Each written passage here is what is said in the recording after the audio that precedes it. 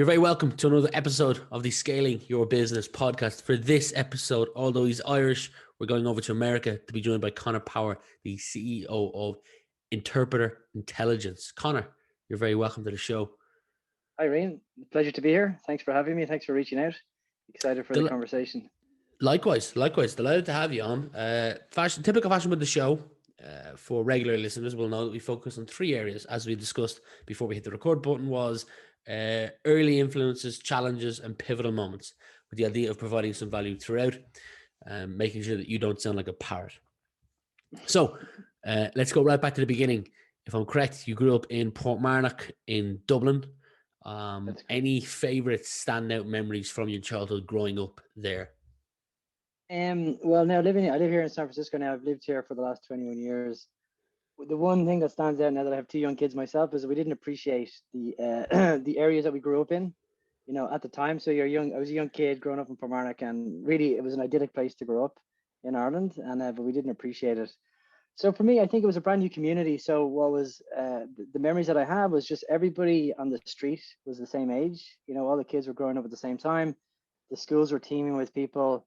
The GAA clubs, the soccer clubs had a lot going on. They were just getting started. So there's a lot of momentum, and it just felt like everything was new and fresh. And I think that sort of bubbled down to impact, our outlook on life as kids. So again, you're going through it at the time, but you don't realize how sort of special it is until, you move somewhere else, you have kids yourself, you start your own family, and you realize how lucky you were to grow up in that environment. So trying to now replicate that somehow with our own kids here in San Francisco. Awesome. I'm not too sure what age your kids are, but have you introduced them to the GAA? I have not. So they're 4 and 6. So they're just watching the Euros at the moment. Yeah. They're watching the Euros at the moment. They're still not quite getting why I'm shouting at the television from time to time. Yeah, well, hopefully we'll be off this podcast in time to watch England and Germany play. Yeah, Germany. Yes. I have them down for a draw. Interesting. Yeah, I'm not too sure. I was shocked last night with France exiting, but I was delighted for Switzerland. Yeah. Indeed. Sticking with your early days, is there anyone, it could be multiple people, a teacher, a parent, a close relative who you believe that had a big impact on you growing up or inspired you a lot? Well, I played a lot of sport as a kid, all through my teens and my early 20s, up until the point that I moved to the States. Played GAA for the most part and soccer with some buddies. I think I was just influenced by my father, who was he was a teacher himself, and there was a stage in my career where I wanted to become a teacher. I really enjoyed that, teaching people, who are interested in learning, and I enjoyed that feedback, that interaction. And I think, as I say, if I hadn't gone into software, I probably would have gone into that field. So his influence, and also influence from coaches and other teammates, through my young life, I think were the biggest influences. I think sport for me, I'd recommend for any kid, any teenager to get involved in sport. There's just so many benefits to you, both from a health perspective and also from a competitive perspective, and just the influences that you have. You find leaders on these teams, you find leaders in your coaches, and also some discipline, like with the regular training that you do weekly. For me, I think they were the biggest factors that I look upon in terms of how, a lot of the things that I learned from them, from those times, I think I've brought to, how I live my life these days, and similarly, with a young family now as well, we're trying to find opportunities for them to be exposed to similar influences, similar positive influences. Let's move on to your time at university. You went and studied applied maths at DCU, and then you went to Trinity and did a master's in computer science. Did you always have an interest in all things computer or mathsy? Yeah, I think I had more of an aptitude for the mathematical stuff, or for the sort of the logical stuff, the stuff that was either you understand it or you don't. Like language and literary, I didn't have as much of an interest at the time.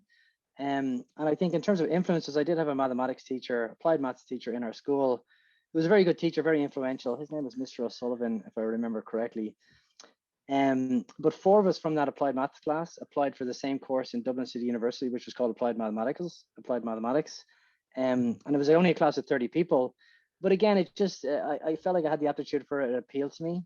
And I did pretty well throughout that, and then during that course, when you get to 3rd year, you have an opportunity to specialize in actuarial mathematics, computer science, or just pure mathematics. And I chose the computer science path. So I had a mix of both mathematics and computer science.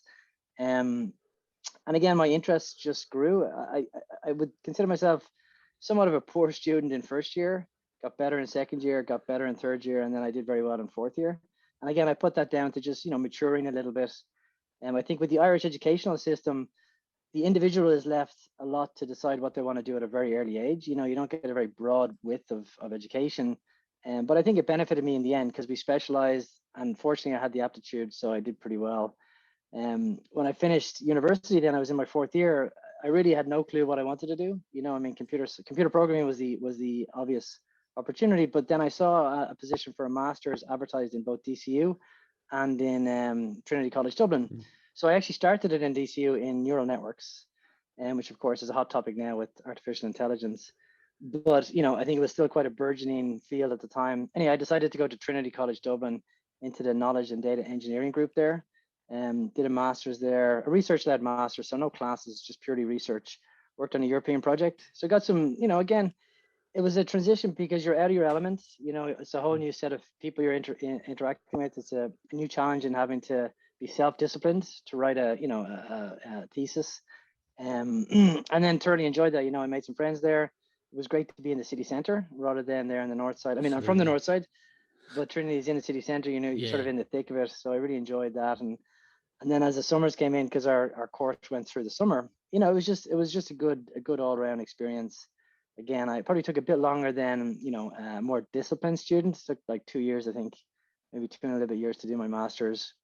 Graduated with that, and then the research group that I was studying in, a couple of guys had started a company from that a couple of years prior, who I had met. So they invited me, to see if I was interested in working with them, which I did straight out of college. So I went from university, the small research group, to then like a small startup called Kunav Technologies, which is an Irish word for, I think it's peace.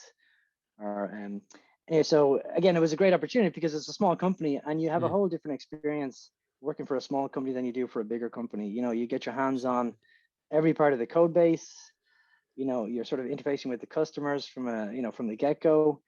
So again, I think that sort of anchored me in terms of what I wanted to do. I wasn't going to be a big corporation type guy. I wasn't going to go work for Accenture or, any other opportunities that might be like that. And then I did that for a few years before the opportunity came to move to the States. So, do you remember your first computer? I do actually, yeah. My dad was a teacher in Finglas, and they got their hands on an Acorn. I think it was like an Acorn. I don't know quite what the model was. So they had it in school, and he brought it home for the summer. So we were just, myself and my brother were fighting over it then for the summer. But again, like I think my dad had, they really had no idea quite what to do with the computer, but they knew it was something that was to be integrated or exposed to the kids if possible. So he brought it home, and we just sort of got our hands dirty with it. And then we had a Spectrum 48K. I don't know if you're probably a bit too young to remember those, but it was the first computer that had a lot of games available for the sort of consumer computer. I think in the UK they had I can't remember what the name of the computer, the Amiga perhaps in the UK. Anyway, in Ireland it seemed like all my friends, my peers had Spectrums, and then the more advanced folks had the Spectrum. I think it was 128Ks. So you had like a little tape that you would put into the tape deck, make sure the volume is set at the right level, and you fire up your game. And again, I would say we probably spent a lot of the time playing games on it, but I do have a very strong recollection of actually the game of sort of, I wouldn't call it hacking, but experimenting with one of these arcade games where you could actually stop the tape and I could see the source code and it was basic code. And I think it just, it's like, I wouldn't say it's a pivotal moment in my life, but I remember it so clearly, being sort of amazed by the fact that, what's happening on the computer has been driven by the tape. You can stop that, you can see the source code, and you can play around with it. And so, anyway, and the fact that I remember it, must have been a very strong emotion for me. For sure. You touched on, after Trinity, you joined a startup. I noticed from my research that you spent about 13 plus years working with others at companies like Wells Fargo, Sky, Cambridge Technology Partners. How did those 13 years help you as we progress this conversation when you decided to launch Interpreter Intelligence? Any lessons that you could carry over, or any experiences that helped you leapfrog or learn from mistakes that you potentially could have made? Yeah. But I don't think I was particularly career oriented. I didn't have like this path that I was on that I wanted. I wasn't driving to a certain endpoint. So I sort of, was fortunate to meet the right people that had a good influence on my career. Smaller companies for me was the correct path. But what I will say is, I think you have this crossroads when you in computer science. Either you sort of go more customer facing, or else you go more programming, sort of deeper programming, which is sort of behind the scenes. And I ended up doing more customer facing, sort of consulting type work. So a lot of sort of consulting type projects. But really, I think now looking back, my passion was more so on the development side. I mean, customers are obviously critical in all of this picture, but the consultancy type work is less computer science and more consulting requirements, meeting those requirements, building a product that meets those specs. So it's not as detailed, it's not as technical as the pure computer programming. So one of those companies that you mentioned, those 13 years, I ended up doing mostly consulting type work in that span of time. And I think it was important in terms of where I'm at now, because I knew that I wanted to do something different. I didn't want to continue interacting with the customer at that level as an employee. First off, I wanted to be my own boss.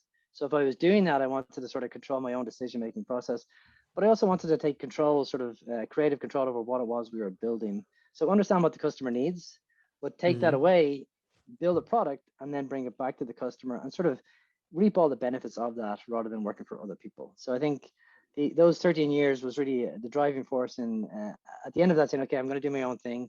The time has come. I'd reach a point where, there was just I had got a bit burnt out with the last company that I worked with, and I just decided that now is the time to do my own thing. And at that point, I had a family connection who have a business that the first product that I built for them, the first iteration of Interpreter Intelligence was for them. So it was sort of like a stepping stone from consulting to then more product focus, which I've been doing ever since. Before I ask you your next question, could you take 30 to 60 seconds to explain to the audience what it is that Interpreter Intelligence is? Right. So Interpreter Intelligence is a platform for language companies to manage their business. So they say the translation space, language space, is the biggest industry that nobody's ever heard about. So it's like a $32 billion industry. And what it is, it's basically providing translations and interpretation for commercial organizations, for government organizations. So we work in a specialized vertical for interpretation. So what that is, for example, if you have a court case and you're a non-English speaker, if you're a patient at a hospital and you're a non-English speaker, you're entitled to an interpreter by your bedside or an interpreter in the court to actually do the translation from English to your native language and back and forth. So the platform itself manages the scheduling aspect of that. So if you're a court, if you're a hospital, you need to have an appointment scheduled for this time next Thursday. You need a Spanish interpreter, and you need to make sure that the interpreter is available. They're appropriately qualified. They haven't had any reason not to attend that case. So, for example, if they're related to the patient, or if it's a court case, they're a family member, then they wouldn't be allowed to go there. We also handle all of the billing aspects, so you can invoice the customers from the platform, you can pay the interpreters from the platform. Yeah. And then in more recent years, then we have we've also branched into remote interpreting, where you can now provide video interpreters and over the phone interpreters rather than in-person interpreters for these appointments. So with that in mind, you've said on a recent, I think it was recent, if I'm not correct, this year, our Startup Network call, there was 4 things that led to your success focusing on interpreter intelligence. Or in your case, you changed the word success to surviving. 1 was market. There wasn't a lot of competition at that time. 2 was customer development. You said that you went deep, listened, and understood. 3 was exceptional customer service, and 4 was the arrival of competition. I want to focus on 2 of them. The second one being customer development. You said if we were more of a product-focused company in our early history, we probably wouldn't have gone as deep with these customers. Can you expand and explain that, please? Yeah, I think, so my perspective is as a bootstrap company. So we haven't raised money to date. And when you're bootstrapped, you have to make, you have to make it work somehow, right? It's either failure is not an option, I guess, is what you might say. So with that in mind, then, you get your first customer. It's not an option for you to just walk away from that when they get to a certain level. You have to be engaged with them deeply to get them to fill their needs. Because if there's a competing product out there which meets similar needs, that competing product more than likely has had funding. Perhaps it has a savvier sales system, a savvier sales cycle. And there's a good opportunity for them to come in and replace you as a business. So when you're bootstrapped, you sort of have to, you have to get much deeper with those customers and to meet their needs. Also, oftentimes there's an opportunity to to get additional revenue from those customers. So rather than just a pure license fee, I've been fortunate in our development that, we've worked with some bigger accounts which have been open to paying for us to do some of these custom work for them. So as a smaller company, you might get engaged with the customer, the sale closes, you may end up doing 6 more months of additional work post sale with that customer. So not every company can do that, and it's not a great way to scale a business. So of course, if you do that by 10, it's difficult to know how you can get the resources to support that type of business. So I think in terms of timing with the market, the competition wasn't around. We got some big name accounts. They put some money into the company in terms of they paid for us to build some customizations for them. We retained the IP, and that became sort of a platform for the core product, if that makes sense. And whereas if you could go on. Whereas if you were to compare that with, for example, a funded or a company which had outside funding, I think they don't have the time or necessarily the resources to focus on going that deep with customers. So they have to take a different strategy, which is more of, we need to build a broader product and then put in a sales system behind that to then to do customer acquisition. Yeah. And how did you then decide to add the fourth one, which being arrival of competition, as one of the 4 things that's led to the survival of your company? Yeah, I think so. I'm a pretty competitive person, and I put that back to playing sports growing up, and just the peer group that I was in. And I think it's an invaluable thing to have, in your portfolio, in your bow. But I would say I may have been running like a lifestyle business for a number of years. There wasn't a lot of competition in the space. We had happy customers. And it wasn't until we saw this funded company arrive into the space and sort of hit the ground running pretty quickly that I was like, well, you can either sit down and sort of watch this happen, or else be more proactive about it. So that for me was a crossroad moment to say, okay, well, I'm not going to sit by and see how these guys get on. I'm going to be proactive. Started being a bit more aggressive then in terms of hiring additional people to help me. So namely in sales, I was doing all the sales myself prior to that. Hired a sales guy, hired a director of operations to then help sort of streamline the business. And that really then sort of set the agenda for the next couple of years through to date, which is basically, okay, let's be more focused about where we're going, what we want to get out of this in the end, and let's be aggressive about trying to grow the business. And you've done great to date. On your website, it's listed that you've got over 230,000 users. So kudos and congrats to you on that. Blind spot is one thing I want to focus on. There's a book to my right, and it's the title, I keep not being able to read it, but it's along the lines of 13 blind spots that hold back an otherwise healthy business. Things like not focusing on lead generation, not nailing hiring or even onboarding. It's said that the cost of a bad hire is 5 times their first year's annual salary. I think that's studied specifically on salespeople. My question to you is there a blind spot that you can think of that you faced in your early years as you bootstrapped the company to where it is today that you could mention now, so that people in the same position as you were in the early days could potentially see that, so they could not make that mistake? Yeah, I guess that if there's a better way to ask that question, is there a blind spot that you think holds back companies in the early stage of when they're trying to bootstrap a company, that if they were to nail that and get that right, they could avoid plentiful other road bumps along the way? Yeah, for sure. Yeah, for sure. I have a very relevant one. I think as a bootstrap founder, one thing you don't focus on is your own personal developments. So this year was the first year that I actually took the step to actually engage with a coach to help me build, to help me identify what some of the challenges that I have and that may have been holding back the business. And I would say that if I was looking back, I would say to find mentors as early as possible, so someone who's been in business or perhaps in the industry, or, maybe there's someone who may invest in the company in the future, but to find people that you can, share your struggles with, share your challenges with, and get feedback from. Also, I would have, in hindsight, I would have probably got engaged with the coach at a sooner opportunity, because again, I think with the software space the way it is, there's a lot of people much like me who are software engineers, perhaps they're good at talking to people as well who can build businesses, but there's a lot of those skill sets that you don't have in terms of, managing people, building a team, potentially raising money, that are massive blind spots. And, they remain blind spots for me, but I now have a more of a focus in terms of where I can fill those blind spots. And And where, if I was to summarize where they would be, I think people is the most important thing. Like you say, like a bad hire, and we certainly have made some of them, can take up a lot of time and effort and emotional distress at times as well. It's focusing on people. So setting, what is the role? What is it they need to do, and managing to that. The second one then would be around the processes. So making sure that what you're building is built for the future. So putting the processes in place so that when you're not there, things can happen independent of you as a founder not being there. And then thirdly, focusing on the product, which I think we have done the product pretty well, but I think the people and the processes, it's really been an eye-opening experience for me to come to the realization as to how important they are. You can build a small business, you can build a medium-sized business, not focus on them, but you can't build a big business, in my opinion, without focusing on the people and the processes that you're putting in place. What's your favorite aspect of leading a company? I do like the sort of creative control. It could be a criticism depending upon how you look at that. But in terms of where we're at the moment, I do like being the boss and deciding, what direction we're going in, leading the team. I do love to see customers being happy as well. So it's like the breadth of what I get exposed to on a daily basis is probably the most rewarding thing of it, of what I'm doing.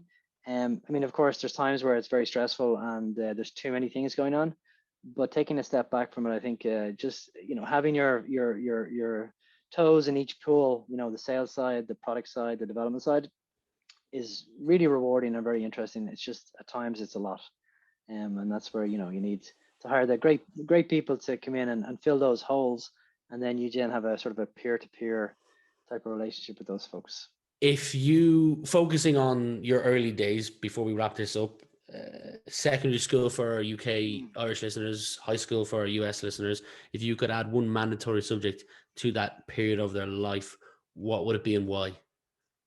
Yeah, I think as a computer science person, it's an obvious answer to me. It's, some aspect of computer programming should be integrated into the curriculum as standard. It's just so prevalent nowadays, and there's so much entrepreneurial opportunity for someone who can come out with some programming skills. Like with the abundance of cloud tools available, you can now, you don't have to buy a server. You can now do everything on demand online. So having kids be exposed to programming at an early age, I think, is invaluable. We had exposure to word processing in our secondary school, which I think was exposure to a computer. It wasn't really exposure to potentially what could be done with the computer, So I think the challenge for any education system will be finding the teachers who are comfortable with sort of teaching programming. I think is the big challenge, but there's so much potential. It's no different than reading or writing. The reason why reading and writing has so much emphasis in the school system is because from that you can do anything. I think computer programming is something similar to that. If you get the basics, really the sky's the limit. It's really up to your imagination in terms of what you can do with it or where you might go with it. Well, there's companies like Stripe that are doing some great work over here. They're partnering with University Limerick to run courses that those particular graduates would actually want to participate in. I think they're in 6 or 12-week blocks and practical kind of workshop-led courses rather than all theory-based. And a couple of others have come out since. Final question for you, so that we can get to watch this England and Germany match, is I'd like you to, your loved ones are all safe, but your house is burning down and you can only save one item. What one item would that be? My laptop. It's not, I don't even have to think about that question. I bring the laptop everywhere, which is another burden of a small company founder. There's really not a lot of downtime. My life outside of my family is my laptop. So oftentimes I wonder if I lost the laptop, I'd probably be in a world of hurt. So because it contains everything around the business. Of course, everything's in the cloud, but it would just be a massive pain to have to replace, that. So yeah.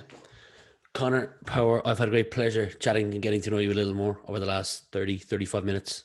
I wish you nothing but continued success and kudos on your journey today. 230,000 active users is remarkably impressive. So thank you for being my guest. Thank you, Rian. Best of luck to you. I love what you're doing with the podcast, and keep it up.